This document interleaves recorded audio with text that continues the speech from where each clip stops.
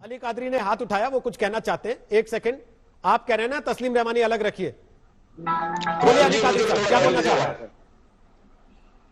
सबसे पहले तो ये कि जो है मैं कोई डायरेक्टली मदरसा चलाता नहीं हूं, लेकिन बहुत सारे मदरसों की एडमिनिस्ट्रेशन कमेटीज को जो है मैं देखता हूं और बहुत सारे मदरसों की कमेटीज में मेरे कुछ पद हैं और मैं मदरसों के लिए बहुत करीब से मैं मदरसों के हालात देखा हूं। तो सबसे पहले आपको ये कहना चाहूंगा कि मेरे नजर में जितने मदरसे न सिर्फ तेलंगाना बल्कि आंध्र प्रदेश और कर्नाटक में जो मदरसे चलते हैं उसके अंदर एक अंग्रेजी की क्लास होती है, जो इंग्लिश की क्लास होती है, कंप्यूटर की क्लास होती है, जो मॉडर्न एजुकेशन के ऊपर पूरी तरीके से मदरसों में तवज्जो दी जा रही है।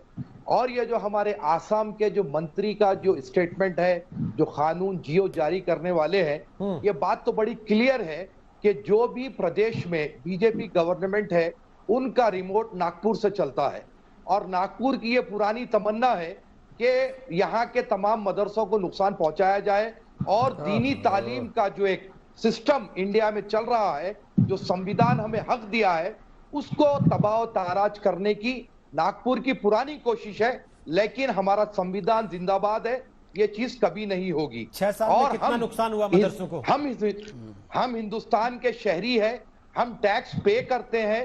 अगर वो ग्रांट इनियट देते हैं तो कोई सरकार हम पर एहसान नहीं करती। सर 6 साल में नुकसान कितना हुआ मदरसों को? हैं, आप मैनेजमेंट से जुड़े हैं, बहुत सारे मदरसों के चलाते हैं ऐसी मंदिरें हैं जहां पर फंड दिया जा रहा है। तो अगर कोई मदरसे को फंड मिलता है तो कोई सरकार हम पर एहसान नहीं कर रही है, ये हमारा हक है, हम ले सकते हैं। मेरा सवाल का जवाब नहीं दिया आपने। मैंने कहा 6 साल में मदरसों को कितना नुकसान पहुंचाया इस सरकार ने? जी साहब, ये तो जो है आप मीडिया पर्सन है, आप बखूबी बता आपको सकते पता हैं नहीं है कि सिर्फ हिसाब नहीं है उसका मतलब।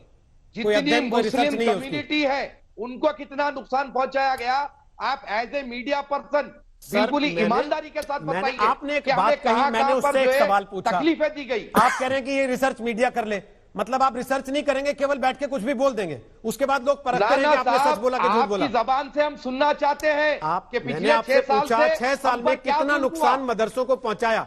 आपने खुद बताया कि आप कई मदरसों के मैनेजमेंट बोर्ड के हिस्से हैं, तो आप जिन मदरसों के मैनेजमेंट या बोर्ड के हिस्से हैं उनमें कितने मदरसों को केंद्र सरकार ने नुकसान पहुंचाया 6 साल में?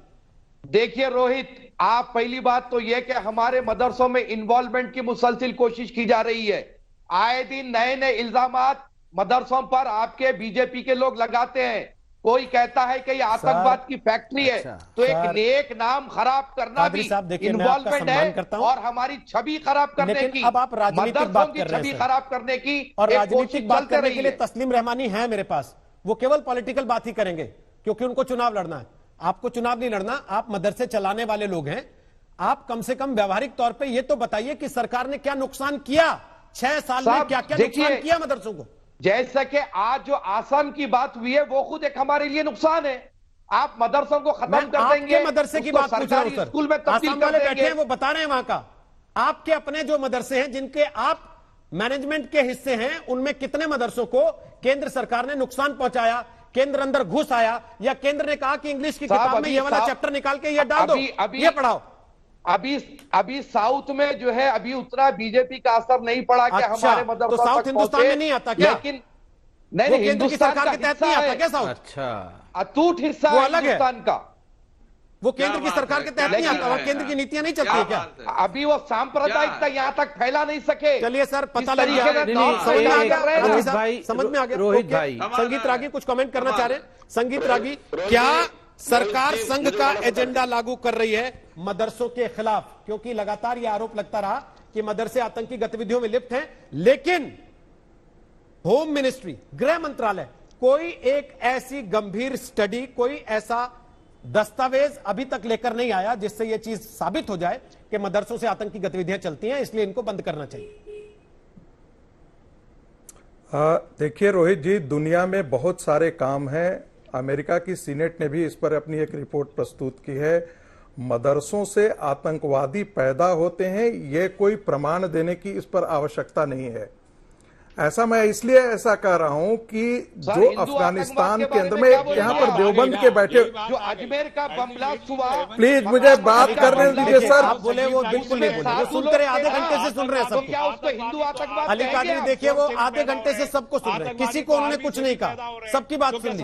अब उनकी बात भी सुनी जानी चाहिए कम से कम, जो भी उनकी राय है। रहमानी साहब, आप तो हर किसी की राय में अपनी राय डाल देना चाहते हैं, क्योंकि आपको लगता है कि सबसे बड़ा राय ज्यादा मैं ही हूं। अरे आर्मी से सर, ये राय साहब वाली पदवी अब खत्म हो चुकी है देश में तस्लीम रहमानी। क्या हर किसी की राय पे मेरी राय चलेगी? ऐसा नहीं होगा। ऐसा करेंगे तो फिर मुझे आवाज बंद करनी पड़ेगी। 7 लोग बैठे हैं सर, एक एक करके अपनी बात बोल रहे हैं। आप रोज डिबेट में आने वाले आदमी हैं, उसके बाद ऐसी बात कर रहे हैं आप। मेरी बात पूरी नहीं होने पाई। संगीत रागी नहीं, बोलिए, मैं बात ये खान साहब मदरसे बोलेंगे, में तस्लीम रहमानी तब आपसे आतंकवादी पूछूंगा। पूरी नहीं हो पाई। बोलिए संगीत रागी।